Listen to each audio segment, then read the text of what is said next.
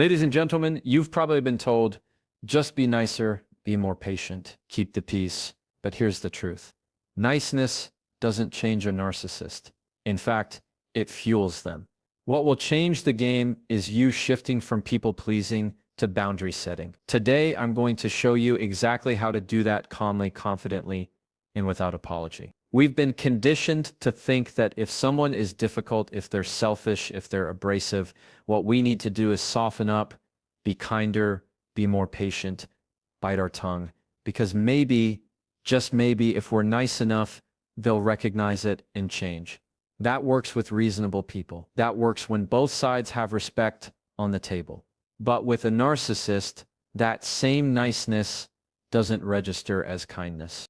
It registers as weakness, and weakness to them is an opportunity. See, every time you fold to keep the peace, every time you go along just to avoid the fight, you're not protecting the relationship. You're protecting their control. You're reinforcing the very behavior that hurts you. It's like handing the keys of your car to someone who never learned to drive. You hope they'll take care of it, but deep down you know they're going to crash it. And the more chances you give, the more wreckage you're left with. That's why I say niceness feeds them. It doesn't calm them down. It doesn't change their mind. It fuels their need to dominate because they now know all they have to do is push and you'll step back. But here's the shift that actually changes things. Boundaries, not walls, not ultimatums. Boundaries. Boundaries are calm lines. You draw around your own behavior. They don't control the narcissist. They don't magically make them respectful. What they do is protect you. They define where your energy goes and where it stops. Let me show you the difference. Difference. Niceness. Sounds like it's okay.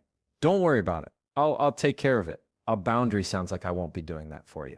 Niceness says, I don't want to upset you, so I'll stay quiet. A boundary says, I'm not comfortable with that, so I'm going to step away. Do you hear the difference? One gives away power, the other holds on to it. Now, boundaries don't have to be loud. You don't have to raise your voice. In fact, the quieter, calmer, and shorter they are, the stronger they land, because when you set a boundary, you're not arguing. You're not debating. You're simply stating a fact about what you will and won't allow in your life. That calm firmness is what the narcissist can't control, and that's exactly why it works. Some of you might be thinking, but won't setting boundaries just make them angrier?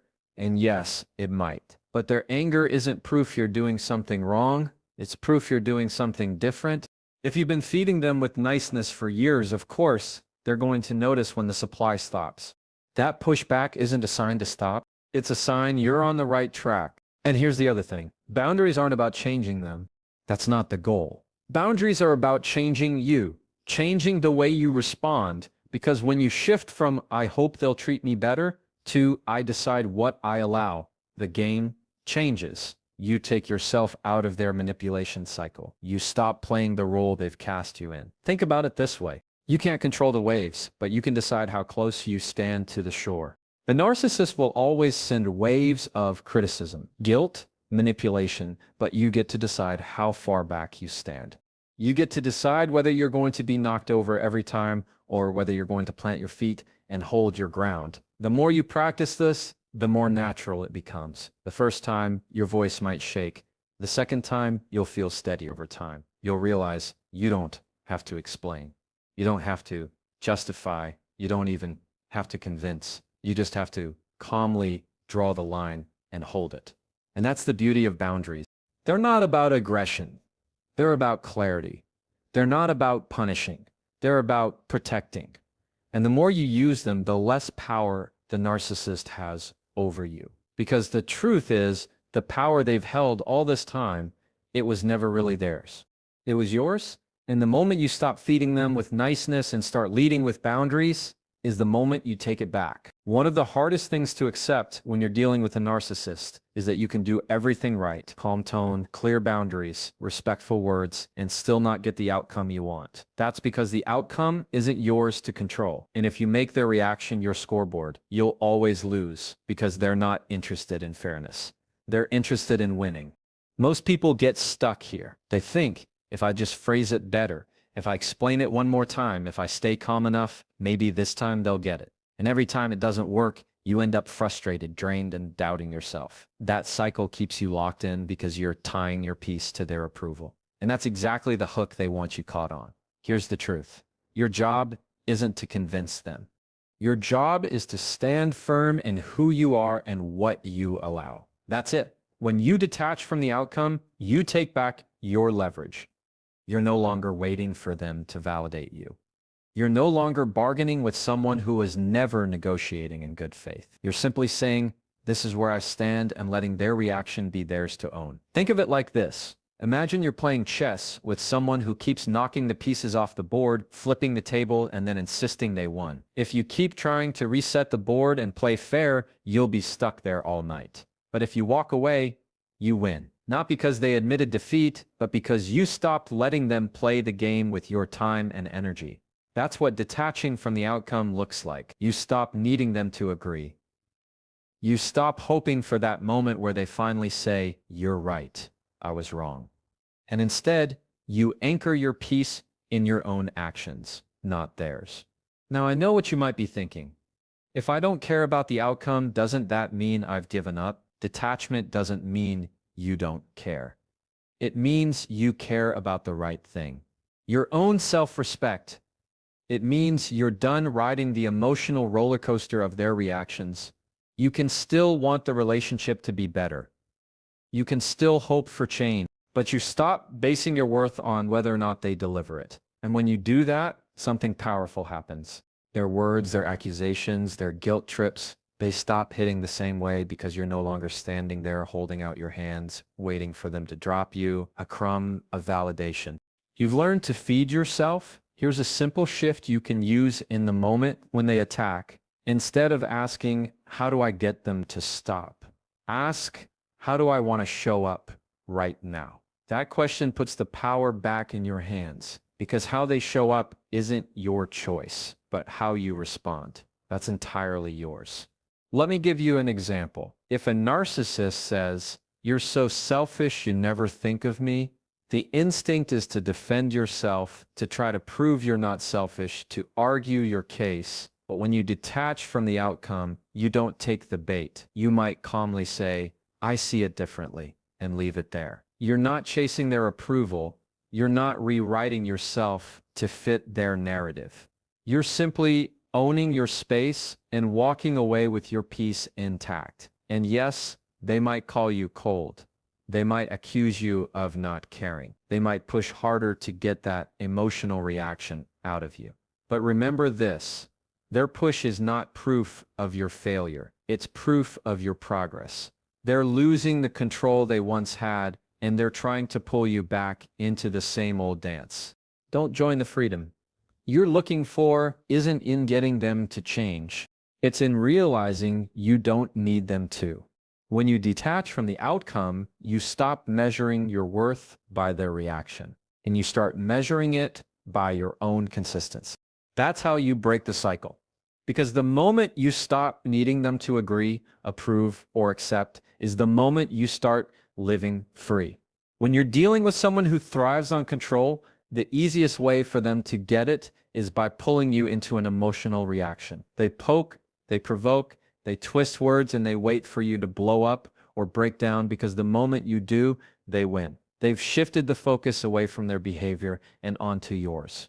Now, the story is no longer about what they said or did. It's about how you react, and that's exactly where they want it. This is why calm is your superpower, not because it changes them, but because it protects you. Calm keeps you from getting dragged into the trap.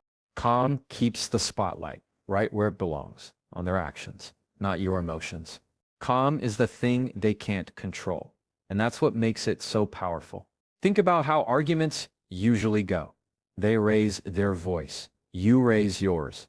They throw accusations, you throw them back. The whole thing spirals, and by the end, you're exhausted, frustrated, and questioning yourself. Now flip that. Imagine they come at you with the same intensity, and instead of matching it, you stay steady. You don't roll your eyes, you don't slam doors, you don't fire off insults. You stay calm, clear, and concise. Suddenly, there's nothing for them to grab onto. No fuel for the fire, just you unshaken. And let me be clear, staying calm doesn't mean staying silent. It doesn't mean you let things slide or avoid addressing issues. Calm isn't about shrinking back. It's about strength under control. It's about delivering your words in a way that's steady, short, and firm, because calm communication lands differently. It can't be spun into you're being dramatic or you're overreacting. Calm strips them of that narrative. Here's what that might sound like in practice. Instead of saying you always twist things and make me feel like the bad guy, which invites more argument, calm sounds like, I'm not going to argue about this. And then you stop. No raised voice, no extra explanation, just a clear, calm statement followed by silence. That silence, that's part of calm too, because silence leaves their manipulation hanging in the air with nowhere to land. You're not rushing in to defend yourself. You're not scrambling to fill the space. You're letting them sit with it. And as uncomfortable as that might feel for you at first, it's 10 times more uncomfortable for them. Now, I won't sugarcoat this. Staying calm isn't easy, especially when they're pushing every button you have, especially when you're tired of being misunderstood, dismissed, or belittled. Your instinct is to fight fire with fire. But the problem with fighting fire with fire is you both get burned. Calm is the water that puts it out. The good news is calm is something you can practice. You don't have to master it all at once. Start small. Notice the moments where your voice rises, where your chest tightens, where you want to snap back. And instead of reacting in that moment, pause, take a breath, lower your tone, shorten your words. The more you practice, the more natural it becomes. Over time, calm stops being something you force. It becomes who you are. And here's what happens when you consistently show up calm.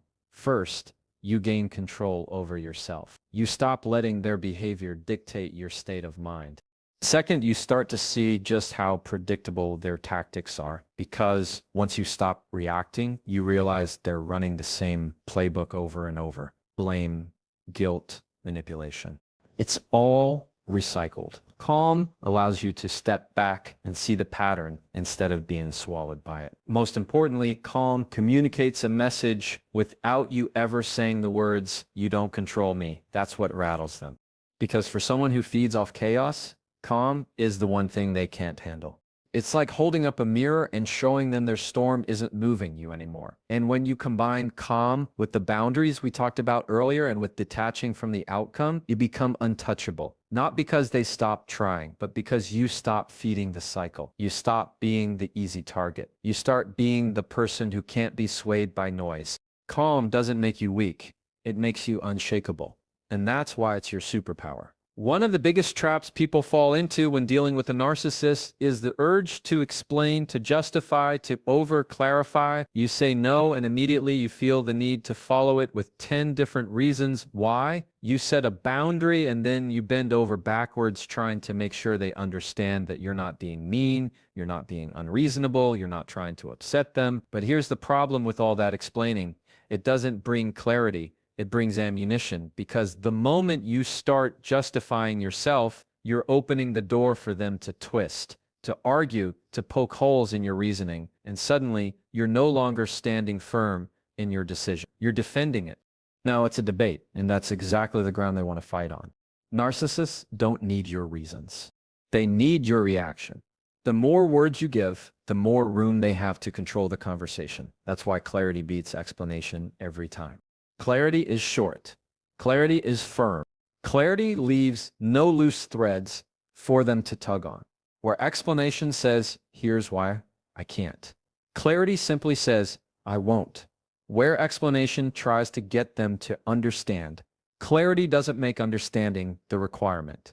It makes your decision the end of the conversation. Let me show you what that looks like. They say, you need to come help me with this. You're being selfish if you don't. An explanation sounds like, I can't because I have so much going on at work and I promised I'd be there for someone else and I'm really tired and I hope you understand that's a long hallway with a lot of open doors for them to walk through. They can say, work isn't that important, or you always put other people before me, or you're exaggerating and now you're back on defense. But clarity sounds like, I'm not available, period. Nothing to argue with. Nothing to twist. No explanation to unravel. It's just clear, calm, and final. This doesn't mean you're rude. It doesn't mean you don't care. It means you recognize that your worth and your decisions don't require someone else's approval stamp. You don't need to present your case like a lawyer in a courtroom. You don't need to convince them to see it your way. You only need to state your boundary and then hold it. Now, at first, this will feel uncomfortable, especially if you're used to smoothing things over. If you've built your whole pattern around keeping the peace, silence after a clear statement might feel cold to you, but it's actually strength, because here's the truth. People who respect you don't need the extra explanation. They hear your boundary and they honor it. The ones who demand an explanation are usually the ones looking for leverage. And when you stop giving it to them, you take away the leverage they've had over you all this time. Think of clarity like drawing a line in the sand. It doesn't have to be bold or dramatic. It just has to be steady, and once it's there, it speaks for itself. If someone crosses it, that's not your cue to explain the line all over again. It's your cue to enforce it. And you'll notice something else when you start practicing clarity. Your conversations get shorter. Your stress gets lighter. The energy used to spend crafting explanations and rehearsing arguments, suddenly you get that back because you're no longer chasing their understanding. You're no longer carrying the weight of trying to make them happy with every choice you make. You're free to stand in your truth, even if they never agree with it. This doesn't just change how you deal with narcissists. It changes how you carry yourself everywhere. Clarity simplifies your life. It builds confidence. It sends a quiet message to everyone around you. I mean what I say, and I don't need to dress it up. And that kind of presence earns respect even from people who may not like it. So the next time you feel that pull to explain, to justify, to overtalk, pause, remind yourself that clarity isn't about them. It's about you. It's about standing firm in your decision without handing over all your power in the process. Because the moment you trade explanation for clarity, you stop defending your boundaries and you start defining them. The real test of boundaries isn't setting them once. It's holding them over and over, even when it's hard, even when you're tempted to let it slide. Because a boundary without consistency isn't really a boundary. It's a suggestion. And suggestions don't change dynamics. Consistency does. Narcissists are experts at testing limits. The first time you say no, they'll push. The second time, they'll push harder. They'll guilt trip. They'll argue. They'll ignore what you said and do what they want anyway. And in those moments, the temptation is strong to give in just to stop the conflict. But the moment you do, you've taught them something. You've taught them that your words are flexible, your boundaries are negotiable, and all they have to do is apply enough pressure to make you fold. That's why consistency is everything. Not because it will magically change them, but because it trains you to stop bending under pressure. It builds your confidence, one decision at a time. It teaches you that you can hold the line and survive their reaction no matter how loud it gets. Think of it like teaching a child. If you say bedtime is 9:00, but every night you let it slide to 10 or 11, what message do they learn? That the rule doesn't mean much. The same principle applies here. Boundaries only carry weight when they're followed through with consistency. Without it, you're just hoping they'll listen. With it, you're showing, not telling how you expect to be treated. Now, consistency doesn't have to be harsh. It doesn't mean you're on guard every second. It simply means you're steady. Your no means no today, tomorrow, and the day after that. Your boundary isn't a moving target. Depending on their mood or your energy, it's the same line every time. And the more consistent you are, the less exhausting it becomes, because you're not reinventing your response every time. They already know what it's going to be. At first, though, it might feel harder. The pushback might even get stronger. That's because when someone is used to you caving, your consistency feels like a threat to their control. They're going to test it sometimes aggressively. But remember this, their pushback isn't proof you're failing. It's proof they notice the change. And when you keep holding the line, eventually they learn that the old tactics don't work anymore. Here's what that looks like in practice. Let's say you've told them, I'm not going to discuss this. If you raise your voice the first time, they'll raise their voice anyway, expecting you to stay. If you stay, the boundary is broken. If you calmly say, I'm stepping away, until you lower your voice and then actually step away, you've enforced it. Do it once, and they'll test again tomorrow. Do it 10 times, and they'll begin to realize the pattern. That's consistency. That's control. Consistency also matters for you internally. Every time you hold a boundary, you're proving something to yourself, that you can trust your own word, that you're capable of protecting your peace, that you're not at the mercy of someone else's behavior. And the more you prove that to yourself, the stronger you get. What once felt impossible starts to feel natural. It's like building muscle. The first few reps are shaky. You doubt yourself. You wonder if you can carry the weight. But over time, with repetition, you get stronger. Boundaries work the same way. Every consistent response is a rep, and every rep makes you less dependent on their reaction and more confident in your own. Some people will ask, but what if they never change? And the answer is, maybe they won't. But consistency isn't about changing them. It's about changing you. It's about taking control of the one person you actually have power over yourself. You may not get the relationship you hope for, but you will get your freedom back. And that's more valuable than their temporary approval will ever be. Because at the end of the day, you don't teach a narcissist how to respect you with words. You teach them with consistency. Not once, not sometimes, but every time. And the moment you commit to that, you stop living in reaction to their behavior and start living in alignment with your own. That's the kind of control no one can take from you. So here's what I want you to take with you. Being nice won't change a narcissist. It never has, and it never will. But you're not powerless. You change the game when you stop feeding their control and start standing in yours. You do it by leading with boundaries instead of niceness, by detaching from their reaction and reclaiming your peace, by